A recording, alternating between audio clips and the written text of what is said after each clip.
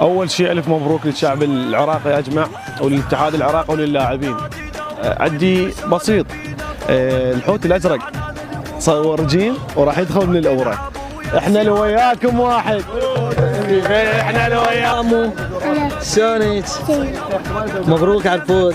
على فوز المنتخب، يعني المنتخب العراقي اليوم ما كان واضح بهويته بداية المباراة، بس الجمهور ساند وقدروا يصحون الشوط الثاني وخذنا المباراة. مساء النور حبيبي، حبيبي حياك، الله يبارك فيك على قلبي. شلون صعدت سيارتي يعني مفرغها من فوق 11. هي ونسه بار وانا قلت لك سهل علوه يا يصعد يا يقدر يصعد. حفله حفله ان شاء الله مبروك على الفوز. بعد قلب الله يبارك فيك. قادم اكثر صح، يوم الاداء كان مو كلش قوي، بس ان شاء الله الجاي قوي حتى لو نوصل النصف، حتى لو نوصل شوي. ان شاء الله نقول القادم افضل. ان شاء الله ان شاء الله. ألف مبروك للشعب العراقي وإن شاء الله القادم أفضل.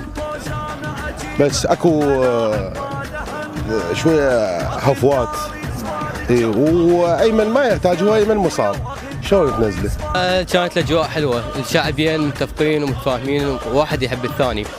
ما احنا فزنا ولا الامارات، احنا شعب واحد ان شاء الله.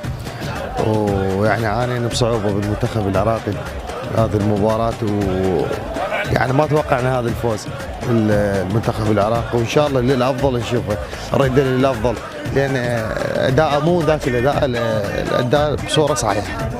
شوف، وان شاء الله اريد رساله توصل للمنتخب العراقي، هاي الجماهير من جميع المحافظات، عنت المحافظه البصره، اريدهم يعني فخر للمنتخب العراقي. ارحب بالجماهير العراقيه وبالجماهير الاماراتيه، وهارد لك الجمهور الاماراتي اللي كان خصم عنيد مو سهل ابد، لين شكل خطوره علينا بنسبه 80%.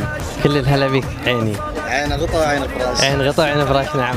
الله يخليك. موسى سمعت كان تحدث مع الاخ تقول انا اريد اروح للمطار، ليش تروح المطار؟ والله ما ودنا نروح المطار الصراحه، لكن جدول الطيارات يعني لازم محددين. اي نعم.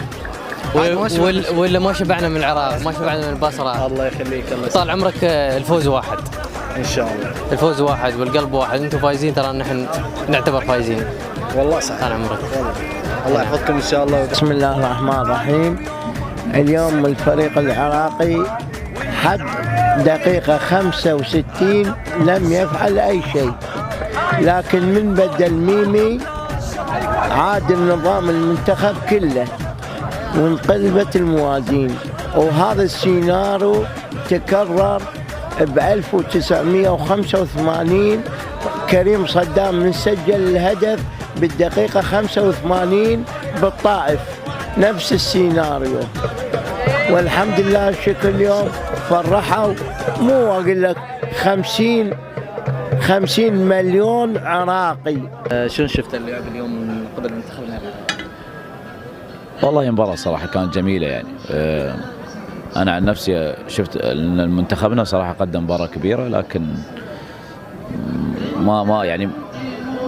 ما كانت تبان اليوم المباراة أبدا صراحة، حتى لين آخر دقيقة، حتى فرصة كايو، حتى الهدفين اللي دخلوا صراحة. يعني مش معناته أن المنتخب العراقي كان قوي، بالعكس المنتخب العراقي قوي، احنا عارفين هالشيء يعني. حتى لما لعبنا هناك في الإمارات كنا دائما نتكلم أن المنتخب العراقي ترى مش منتخب سهل، لأن شفنا مباراة السعودية والعراق فقدم مباراة كبيرة. والسرور يا مرحبا، شو الأجواء الطيبة، شو العرب الطيبين.